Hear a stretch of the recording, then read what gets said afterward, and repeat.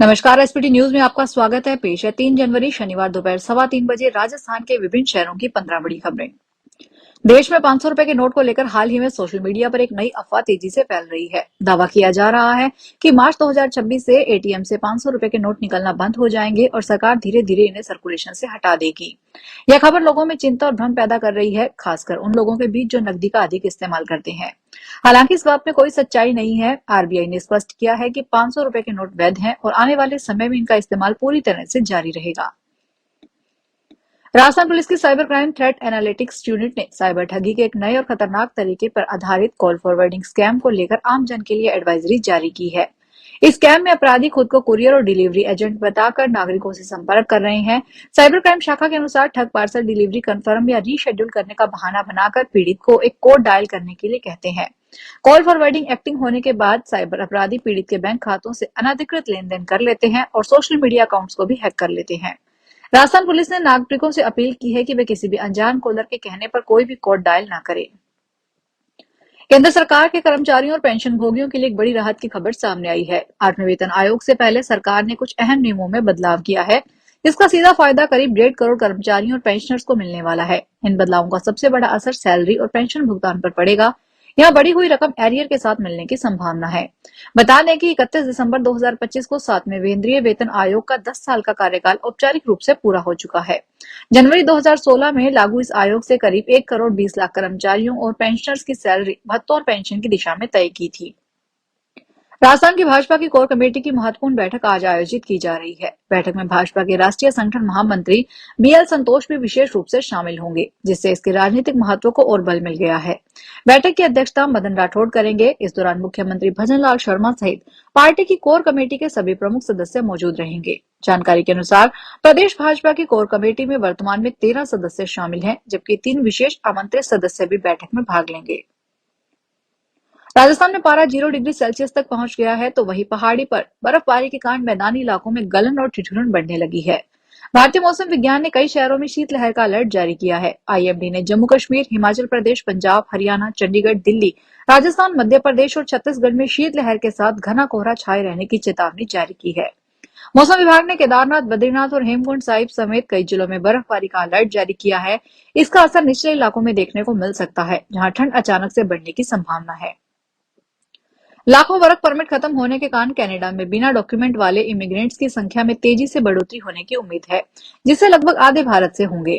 Immigration consultant cover सेरा को immigration, refugee और citizenship Canada से मिले डेटा से पता चला है कि 2025 के आखिर तक लगभग 1,53,000 वर्क परमिट खत्म हो गए और 2026 में 9,27,000 और खत्म होने वाले हैं। अकेले 2026 की पहली तिमाही में लगभग 3,15,000 लोगों के वीजा खत्म होने की उम्मीद है, जिससे इमिग्रेशन सिस्टम में बाटलन लेक बन जाएगा। दिल्ली पुलिस ने ऑपरेशन साई हॉक के तहत 180 करोड़ रुपए के बड़े साइबर क्राइम नेटवर्क का खुलासा किया है। पुलिस ने 2 आरोपियों सुशील चावला और राजेश कुमार शर्मा को गिरफ्तार किया है, जो शेल कंपनियों के जरिए फर्जी लेन देन कर रहे थे। पुलिस ने पाया कि आरोपियों ने 20 फर्जी कंपनियां बना रखी थी, जिसमें 176 साइबर धोखाधड़ी मामलों के जरिए करीब 180 करोड़ रुपए की रकम ट्रांसफर की गई थी। राजेश खन्ना की नोएडा में मौत हो चुकी है, जबकि बाकी दोनों आरोपियों को गिरफ्तार कर लिया गया है। राजस्थान में कई शहरों में एक्यूआई का लेवल 200 के पार जा चुका है। पिछले कई दिनों से एक्यूआई में सुधार हो रहा था। अब कोहरे और धुंध के चलते प्रदूषण का बढ़ता जा रहा है। राजस्थान में मारवाड़ और शेखावाटी क्षेत्र में अचानक से प्रदूषण का स्तर बढ़ा है।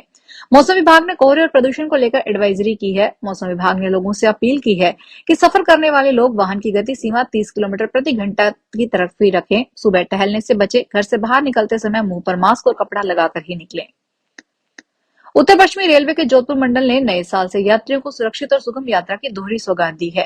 साबरमती जम्मू तवी एक्सप्रेस अब पुराने कोचों की जगह अत्याधुनिक एचएलवी रैक से संचालित होने लगी है। वहीं मुंबई जाने वाले यात्रियों की भीड़ को देखते हुए भगत की कोठी बांद्रा टर्मिनल स्पेशल ट्रेन की संचालन अवधि बढ़ाते हुए शनिवार से 5 ट्रिप और चलाई जाएगी।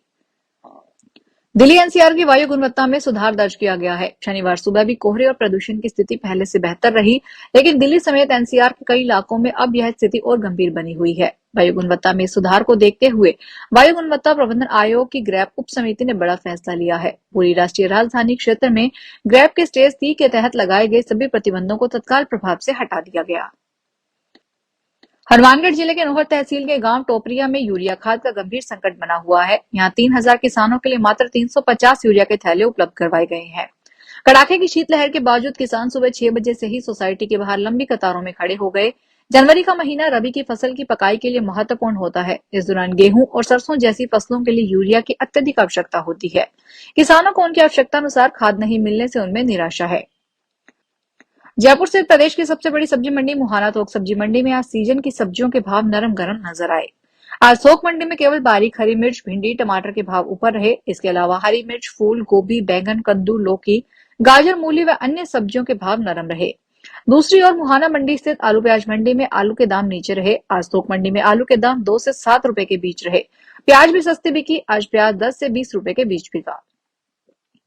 आपने अक्सर ये सुना होगा कि लड़का लड़की को भगा कर ले गया, लेकिन पंजाब के तरन तारण में एक अनोखा मामला सामने आया है, जहां एक लड़की को दूसरी लड़की ही भगा कर ले गई। जो लड़की भागी वह कुछ दिन बाद ही दुल्हन बनने वाली थी। दूल्हे को पता चला तो उसने रिश्ता तोड़ दिया। दोनों लड़कियां इकट्ठे स्कूल में पढ़ती थी। हालांकि उनके बीच सहेलियों का नहीं बल्कि गर्लफ्रेंड बॉयफ्रेंड का रिश्ता बन गया था। इसके बारे में परिवार को उनके भागने के बाद पता चला। अब परिवार परेशान है क्योंकि कर्ज उठाकर उसके लिए दहेज का सामान इकट्ठा किया था।